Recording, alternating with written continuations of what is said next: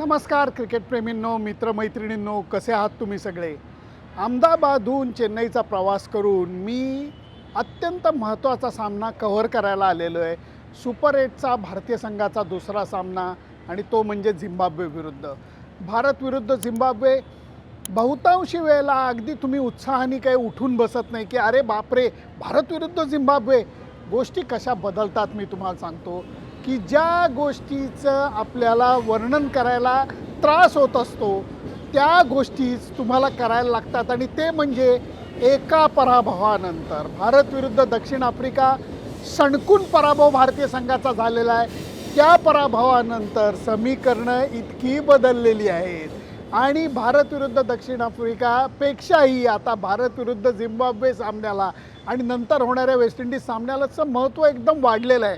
Super 8 म्हटल्यानंतर 3 सामने, तिन्ही सामन्यांचं महत्त्व वगैरे ठीक आहे, पण एक चुकीचं पाऊल, एक खराब दिवस, एक मोठा पराभव हा इतका भारतीय संघाला कोपऱ्यात घेऊन जाईल याचं वर्णन कुणी करू शकलं नसतं. ती गोष्ट झालेली आहे आणि आता चेन्नईच्या सामन्याकडनं आपल्याला काय अपेक्षा आहे याच्याबद्दल मी तुमच्याशी बोलणार आहे. अजिबात कुठेही जाऊ नका. बघत राहा तुमचा आवडता कार्यक्रम सुनंदन लेले क्रिकेट अँड बियॉन्ड. अभूतपूर्व प्रतिसाद तुम्ही भारत विरुद्ध दक्षिण आफ्रिका सामन्याच्या कव्हरेजला दिलात. म्हणजे जवळजवळ यूट्यूबला 400पेक्षा जास्त जणांनी कॉमेंट केलेली आहे आणि फेसबुकला जवळजवळ 150 लोकांनी कॉमेंट केलेली आहे. आणि तुमचा जो राग आहे तो अगदी सुस्पष्ट कळतोय. जो राग माझा आहे तोच तुमचा आहे. फक्त काही जणांची अपेक्षा अशा होती की अहो सुनंदन लेले अजून कणखरपणे, अजून तुम्ही खणखर भाषेत बोलायला पाहिजे होतं. पत्रकार म्हणून काम करत असताना तुम्हाला अपशब्द वापरून चालत नाहीत आणि त्याचबरोबर एक थोडासा सभ्यतेचा भाग ठेवायला लागतो. वर्णन करत असताना राग तुमच्या एवढाच मला आला आहे, परंतु तुम्हाला वाहवत जाऊन जसं कौतुक केलेलं चालत नाही तसं वाहवत जाऊन टीका केलेली चालत नाही. मुद्देसूद टीका करण्यावाचून पत्रकारांना पर्याय नसतो. भारतीय संघाने खूप चुका केल्या.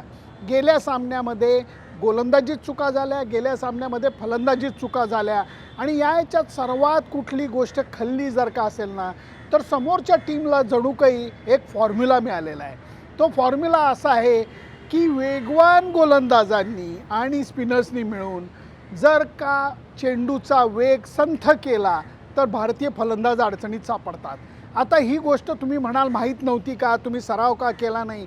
आपण या गोष्टीविषयी खरं तर बोललेलो आहे. त्याचं कारण असं आहे की माक्रम पहिली ओव्हर टाकणार हे तोंडपाठ असताना भारतीय संघाने त्याची तयारी केली नाही का? तयारी केली होती. त्याचं प्रतिबिंब उमटू शकलं नाही, ही महत्त्वाची गोष्ट आहे आणि त्यामुळे एवढा मोठा पराभव भारतीय संघाला स्वीकारायला लागलेला आहे. लक्षात घ्या, भारतीय संघाचे जे कोण प्रशिक्षक आहेत ते मेहनत करत नाहीत असं मी कधीच म्हणणार नाही. त्यांची बाजू घ्यायचा प्रश्नच येत नाही. भारतीय संघाने ज्या चुका केल्या त्या चुका केल्या, संघ व्यवस्थापनाने ज्या चुका केल्या त्या केल्या, निवड प्रक्रियेमध्ये ज्या चुका केल्या, वॉशिंग्टन सुंदरला खेळवलं, अक्षर पटेलला खेळवलं नाही, त्याचबरोबर वॉशिंग्टन सुंदरला वरती बॅटिंगला पाठवलं, रिंकू सिंगला पाठवलं नाही, या चुका केल्या आणि त्याच्याबद्दल टीका ही करायलाच पाहिजे. परंतु म्हणजे ते सरावामध्ये लक्ष देत नाहीत, ते मेहनत करत नाहीत, त्यांना IPL खेळण्यातच इंटरेस्ट आहे. या गोष्टीशी मी अजिबात सहमत नाही. भारतासाठी खेळायचं म्हणल्यानंतर मेहनत, लगन, एकाग्रता याच्या बाबतीत कमी होत नाही. परफॉर्मन्समध्ये कमी होती आहे, 100% कमी होती आहे. 4 विजय मिळवलेले होते आणि तरी आपण हेडिंग काय दिलं होतं? आनंद आहे, समाधान नाही. त्याचं कारणच असं होतं मित्रमैत्रिणींनो की फलंदाजीतल्या चुका या नजरेमध्ये येत होत्या, बोचत होत्या आणि त्याच्यावरती उपाययोजना या मिळत नव्हत्या. झालंय काय, भारतीय संघातल्या फलंदाजांना एका पद्धतीने फलंदाजी करायची सवय लागली आणि ते म्हणजे सिक्सर मारायचा प्रयत्न करायचा. 6 हिटिंग ॲबिलिटी ही अत्यंत महत्त्वाची गोष्ट आहे, पण हे करत असताना तुम्ही मूळ गोष्टीकडे दुर्लक्ष करता. जेव्हा एखादा स्पिनर येतो, नवीन बॉलनी तो बॉल टाकतो, त्याचा बॉल फ्लाईट न दिलेला बॉल टप्पा पडून लवकर येतो आणि तुमचं टायमिंग बहुतांश वेळेला चुकतं. खास करून तुम्ही हवेत मारायला गेला तर ते जास्त चुकतं. भारतीय संघाने सर्वात फलंदाजी करताना चूक काय केली असेल? चौकारांवरती दिलं नाही लक्ष. आणि दुसरं गोष्ट म्हणजे एक धावा काढले, एकेरी धाव काढली तर जणू काय यांना शिक्षा होणार होती. होतंय काय, मला सचिन तेंडुलकरनी एक फॉर्म्युला सांगितला होता. कागदावर मांडायला हा फॉर्म्युला फार सोपा आहे. फॉर्म्युला काय होता, तो म्हणला 2020 क्रिकेटमध्ये, ही झाली आता 18-20-15 वर्षापूर्वीची गोष्ट आहे. तो म्हणला T20 क्रिकेटमध्ये सुनंदन बघायला गेले तर 180 धावा या तुम्ही तब्येतीत करू शकता. मी म्हणलं अरे सचिन 180 धावा 9चा ॲव्हरेज तब्येतीत कसं काय करू शकता, आरामात कसं काय करू शकता. तो म्हणला मी कागदावर मांडायचं म्हणून मी नाही म्हणत आहे. खेळपट्ट्या चांगल्या असतात, बाउंड्री लाईन छोट्या असतात. आता फलंदाजांची क्षमता 6 हिटिंग म्हणा 4 मारण्याची ताकदीच्या बाबतीत ही वाढलेली आहे. सराव प्रशिक्षक सगळं तुमच्याकडे असतं म्हणून त्यांनी फॉर्म्युला मांडला होता.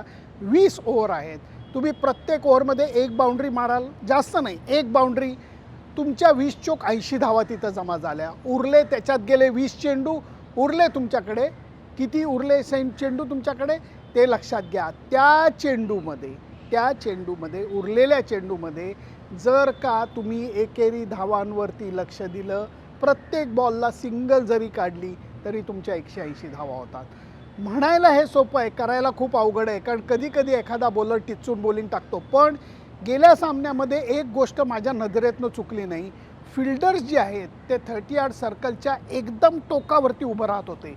म्हणजे जर का तुम्हाला मारता आला नाही बॉल आणि तुम्ही जर का सॉफ्ट हँडने ठेवला, 1 रन तुम्हाला नक्की मिळणार आहे. जर का तुम्हाला मारण्याचा बॉल मिळाला, जर तुमच्या पट्ट्यात आला किंवा शॉर्ट बॉल मिळाला, घुमवा ना. तुम्हाला कोण म्हणतं घुमवू नका, पण ते घुमवता आला नाही तर चांगल्या बॉलला टॅप अँड रन, 1 रन जमा करा, स्ट्राईक रोटेट करा. बॅट्समन बदलतो, गोलंदाज आणि कॅप्टन समोरचा हा गडबडून जातो. हा फॉर्म्युला भारतीय संघाने का अजून अवलंबलेला नाही आहे मला न कळलेली गोष्ट आहे. आणि ह्याच्याबरोबर जे आता फॉर्म्युलामध्ये आलेलं आहे की तुम्ही वेग काढून टाका आणि मग तुम्हाला मोठे फटके मारता येत नाही. काल वेस्ट इंडिजने दाखवून दिलेलं आहे. तीच गोष्ट झिम्बाब्वेनी करायचा प्रयत्न केला आणि त्यांनी चक्क थांबवून त्यांना फटके मारले, अगोदर नाही मारले. आणि ते थांबवून फटके मारत असताना तुम्ही 1 सेकंद पॉज घेतल्यासारखे ते थांबत होते आणि नंतर मारत होते. या सगळ्या गोष्टी भारतीय संघाला झिम्बाब्वे विरुद्ध कशा करायच्या हे जणू काही वेस्ट इंडिजने दाखवून दिलेलं आहे. त्यामुळे आता त्या पद्धतीने सुधारणा करण्याच्या दृष्टीने प्रयत्न करायला लागतील. हे मी बोलत असताना भारतीय संघ आत्ता चेपॉक मैदानावरती सराव करतो आहे. देहबोली खूप काही सांगून जाते मित्रमैत्रिणींनो, कारण जे अगोदर स्टाईलमध्ये येत होते त्यांच्या आता चेहऱ्यामध्ये निग्रह पण दिसतोय, दडपण पण दिसतंय. आणि ही गोष्ट चांगली आहे, कारण ह्या दोन्हीचं कॉम्बिनेशन पाहिजे. दडपण हे चांगलं असतं. आता तुम्हाला सामना हरून चालणार नाही, हे दडपण महत्त्वाचं आहे, कारण त्यांनीच तुम्हाला एकाग्रतेचा मार्ग मिळणार आहे. त्यामुळे मी तर असं म्हणेन की या झिम्बाब्वे विरुद्धच्या सामन्यामध्ये काही बदल, फलंदाजीतले काही बदल हे तुम्हाला करायला लागणार आहेत, तंत्रामधले बदल करायला लागणार आहेत. त्या दृष्टीने फलंदाजीचा सराव केला जातो आहे. प्रचंड डास आहेत इथे, प्रचंड डास आहेत. तर या सरावामध्ये महत्त्वाची गोष्ट, जे थांबून टाकणारे बॉलर्स आहेत त्यांना सरावामध्ये इन्क्लूड करून घेतलं आहे, जे स्थानिक बॉलर्स आहेत. आणि मग इवन थ्रोडाऊन स्पेशालिस्ट जे आहेत, रघु आणि दुसरा श्रीलंकन पोरगा, त्यांनासुद्धा आत्ता बॉलिंग करण्यापासून थोडंसं रोखलं गेलं आहे. कारण ते जे मारा करतात त्याच्यात थांबून नसतं, तो वेगाचा मारा असतो.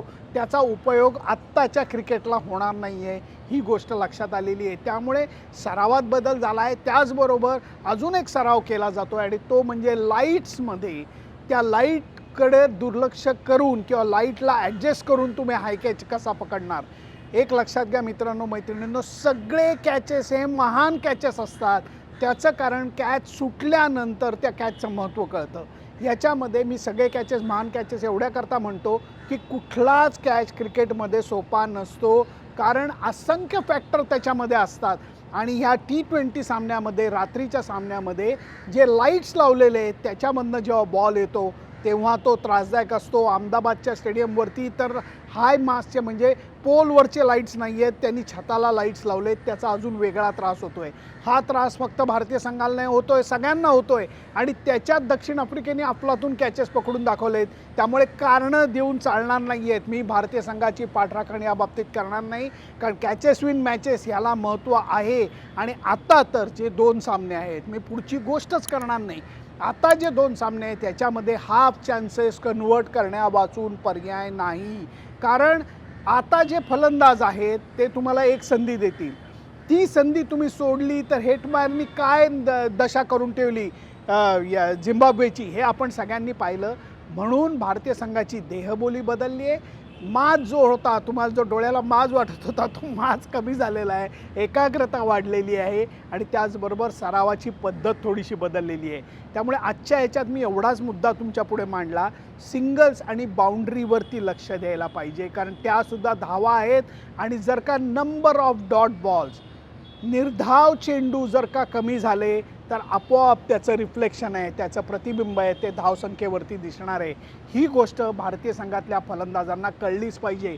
त्यामुळे प्रिव्ह्यूमध्ये मी बाकीच्या गोष्टी सादर करीन, संघामध्ये कुठले बदल करायला पाहिजेत, कुठले बदल व्हायची शक्यता आहे याच्याबद्दल मी तुमच्याशी बोलीन, पण ते सामन्याच्या आदल्या दिवशी म्हणजे उद्या.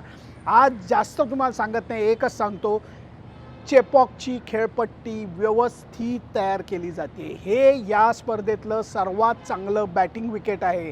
त्यामुळे गवत काढलं गेलेलं आहे, बाइंडिंग फॅक्टर म्हणून थोडंसं गवत ठेवलं आहे, कारण बॉलर्सच्या बुटांच्या खेळाचा माती उकरण्याच्या बाबतीत उपयोग होऊ नये एवढंच गवत राखलं गेलेलं आहे. पण ते डेड ग्रास आहे, रोलिंग त्याच्यावरती व्यवस्थित केलं जातं आहे. त्यामुळे हे विकेट फलंदाजीला पोषक असणार आहे. भारतीय फलंदाजीचा फॉर्म परत येण्याकरता जे काही सर्व उपाय आहेत ते माळ्यांकडनं केले जात आहेत आणि त्याचा फायदा भारतीय फलंदाज कसे उठवतात हे बघायला हा सामना झिम्बाब्वे विरुद्ध भारत कव्हर करायला तुमचा प्रतिनिधी म्हणून मी इथे हजर होणार आहे. आज इथंच थांबतो. प्रिव्ह्यूमध्ये अजून तुम्हाला डिटेल्स सांगेन. मी जे मुद्दे मांडले, एकेरी धाव आणि बाउंड्री, त्याच्याबद्दल तुम्हाला काय वाटतं हे मला नक्की कळवा. फक्त त्याच्याकरता माझं फेसबुक पेज, इंस्टाग्राम अकाउंट आणि यूट्यूब चॅनल लाईक, शेअर आणि सबस्क्राईब करायला विसरू नका. Bye bye.